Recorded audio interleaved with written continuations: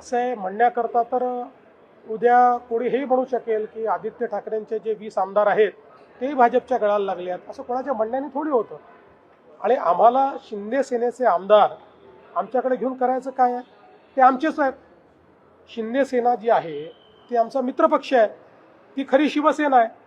त्यामुळे ते आमच्या मित्रपक्षाचे आमदार आम्हाला घेऊन आम्ही अशा प्रकारचं राजकारणही करत नाही. उलट शिवसेना मजबूत झाली पाहिजे याकरता आम्ही त्यांच्या पाठीशी उभे आहोत. आणि निश्चितपणे भविष्यात शिवसेना, भारतीय जनता पार्टी आणि आमची महायुती अजून मजबूत होतानाच आपल्याला पाहायला मिळेल.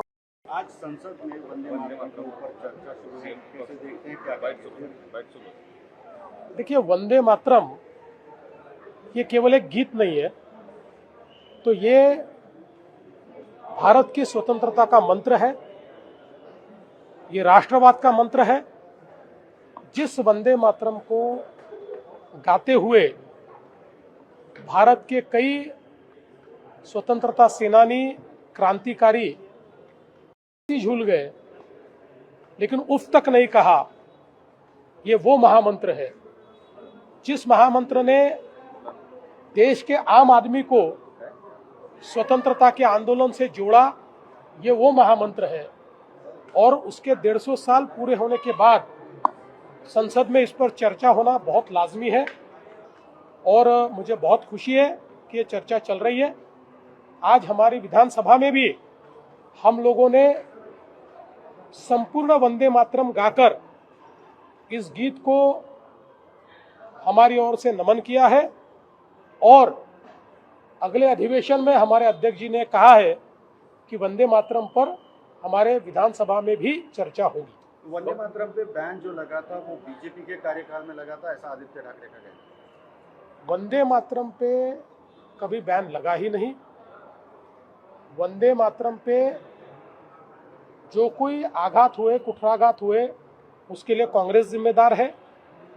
कांग्रेस ने ही प्रस्ताव पारित करके वंदे मातरम को काट दिया और आधा ही वंदे मातरम गाया जाएगा ये कहा.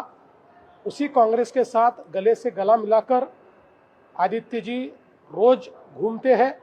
उन्होंने सवाल भाजपा को नहीं, उन्होंने सवाल कांग्रेस को पूछना चाहिए.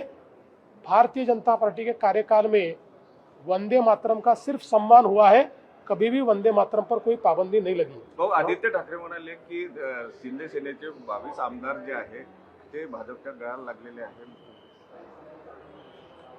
असं आहे म्हणण्याकरता तर उद्या कोणी हेही म्हणू शकेल की आदित्य ठाकरेंचे जे 20 आमदार आहेत तेही भाजपच्या गळाला लागले आहेत, असं कोणाच्या म्हणण्याने थोडी होतं. आणि आम्हाला शिंदे सेनेचे आमदार आमच्याकडे घेऊन करायचं काय आहे? ते आमचेच आहेत. शिंदे सेना जी आहे ती आमचा मित्रपक्ष आहे, ती खरी शिवसेना आहे. त्यामुळे ते आमच्या मित्रपक्षाचे आमदार आम्हाला घेऊन आम्ही अशा प्रकारचं राजकारणही करत नाही. उलट शिवसेना मजबूत झाली पाहिजे याकरता आम्ही त्यांच्या पाठीशी उभे आहोत. आणि निश्चितपणे भविष्यात शिवसेना, भारतीय जनता पार्टी आणि आमची महायुती अजून मजबूत होतानाच आपल्याला पाहायला मिळेल. मराठवाड्यात सोयाबीनचे 1 लाख कोटींचे वायदे झालेले आहेत. दक्षिण आफ्रिकेमधून ते इम्पोर्ट करण्यात येते, त्यामुळे सोयाबीनचे दर कोसळण्याची शक्यता आहे. आजच कुठेतरी मी वाचलं की सोयाबीनचे दर हे स्थिर झालेले आहेत. आता तुम्ही म्हणता कुठले तरी वायदे झालेले आहेत. या कपोलकल्पित कोणीतरी काहीतरी बातमी सोडते, त्याच्यावर तुम्ही जाऊ नका. पूर्ण सोयाबीन आम्ही खरेदी करायला तयार आहोत.